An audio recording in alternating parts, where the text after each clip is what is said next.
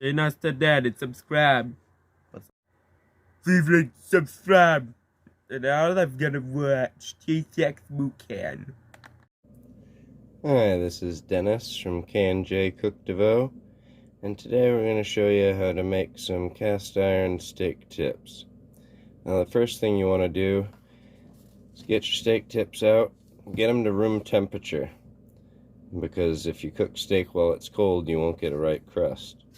Now that they're at room temperature, I'm going to give them a little bit of a dry brine. So I'm going to give them just a coating of salt. If you're someone who measures, this is probably about half a teaspoon spread over the top, and then another quarter teaspoon of sugar sprinkled liberally. I'm going to flip over the tips. I'm going to do the same thing again, but another half teaspoon of salt.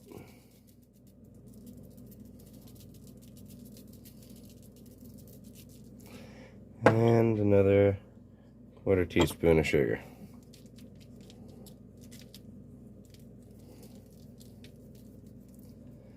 Ideally, you want to let this sit for at least an hour. You'll see the juices start to come out of the meat, and then it'll suck back in. It'll start to turn a little bit of a different color, and then we'll get our pan ready for cooking. So as you can see, it's been about half an hour. Steak tips have started to turn slightly darker. While I'm waiting for that to finish, I'm going to prep my broccoli to make some charred broccoli. You can use frozen broccoli florets, or you can grab some and cut your own florets like I'm going to do. I'm going to use my Ron Popeil 6-star knife set steak knife that the handle has long since broken off of, but the knife is actually sharp, to the credit. So I'm just going to cut off my florets.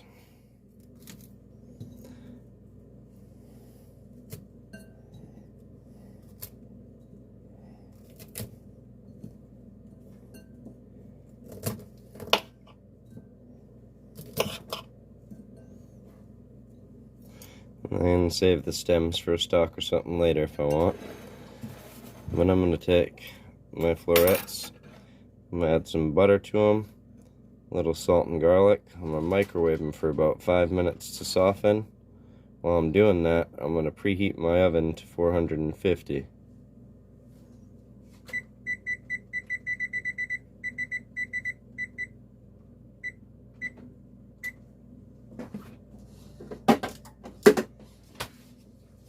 So to the broccoli, I'm going to add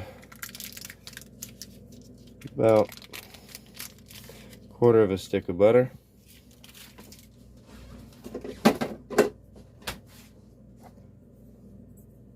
About a quarter teaspoon of salt.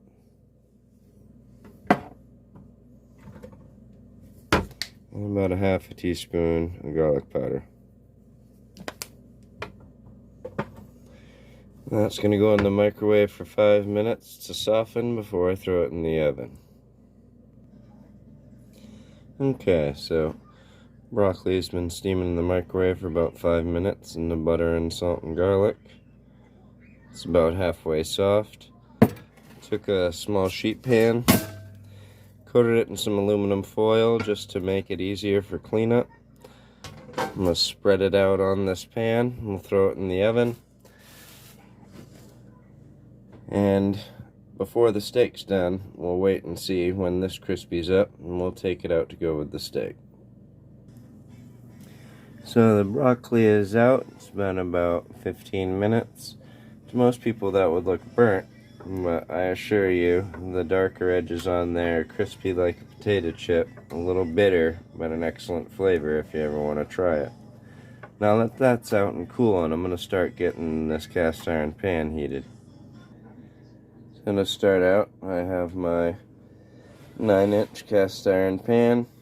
It was actually one of my mother's old cast iron pans made back in the 1900s. It's a Victor. you don't know, if you're not part of the family, the K and J in the beginning of my videos actually is for Karen and Jason, my mother and little brother that we lost. But now that I have my cast iron pan out, I'm going to take the stove. I'm going to put it on very low. I'm only going to go to 2.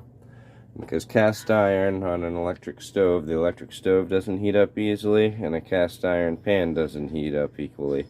So we're going to slowly bring it to a heated point, and I'm going to add some peanut oil to it, and we're going to wait for it to start smoking and rotate it halfway through. It's going to take about probably 3 to 5 minutes.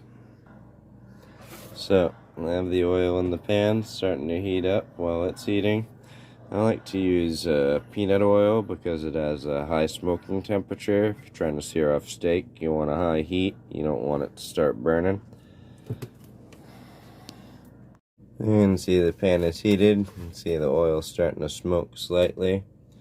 I'm going to throw the steak on. A good sizzle when you throw it on there. And put the thickest piece in the middle, of course.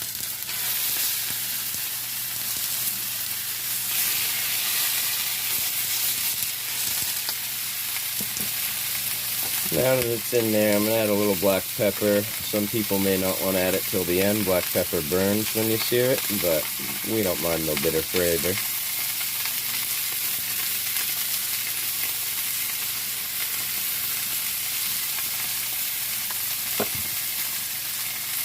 Now we're going to let this go for about 2 to 3 minutes until we see blood start to pool on the top of the steak. And then we'll be able to flip it and see how the crust is, and we'll go from there. Okay, it's been about 2 to 3 minutes. You see the bottom of the steak starting to look like it's cooked. A little bit of juice starting to well out in the top of the steak. I misspoke before calling it blood. It's not what it's called. It's an actual protein in the meat that I'll put in here if I remember the name of it. But we're going to flip these over, take a look at the crust, and we'll continue cooking.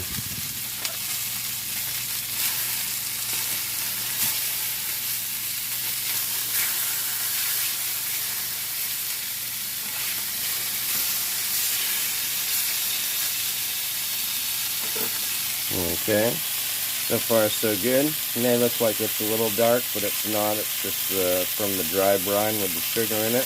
It goes a little dark. And we'll let that cook for another 2 or 3 minutes. We'll see how much moisture comes up through the crust. We may flip it one more time quickly, or it may be done.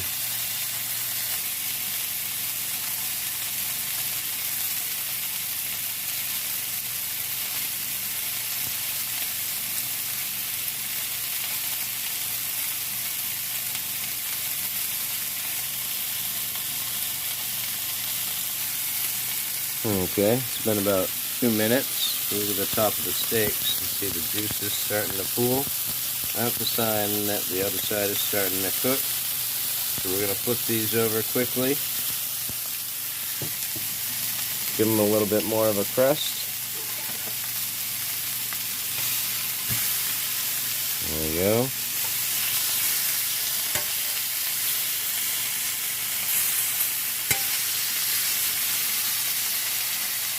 See, this side is a little less cooked, but we're going to let this run for about a minute. We'll flip them back, let them run for about another 2 minutes, and then we'll take them off to rest.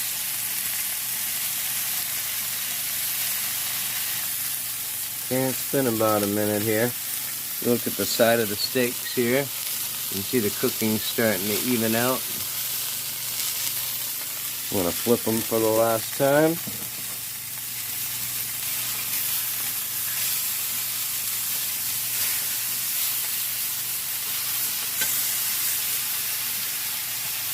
Go for about 1 to 2 minutes on this side. We're going to take them off the heat and let them rest. Cut them up. Show you what you end up with. It's been about 1.5 minutes. I can see moisture starting to come back through to the original side before it ruins that crust. I'm going to take them off. Get them right off the heat.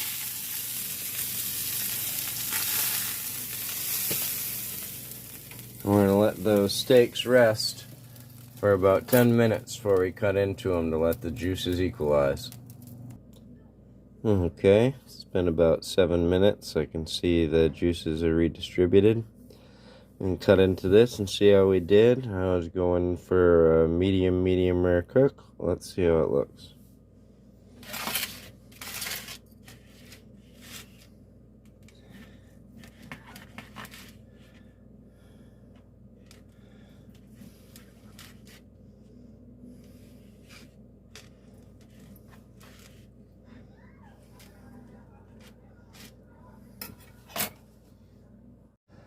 So you can see, pretty good medium cook on there.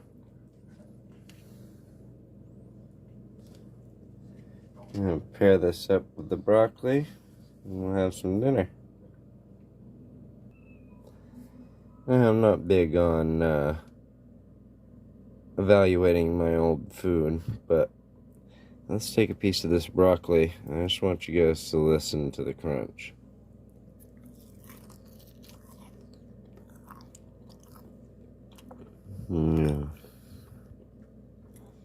Never tried charred broccoli before. Give it a try. Let's go ahead and test a piece of this steak as well.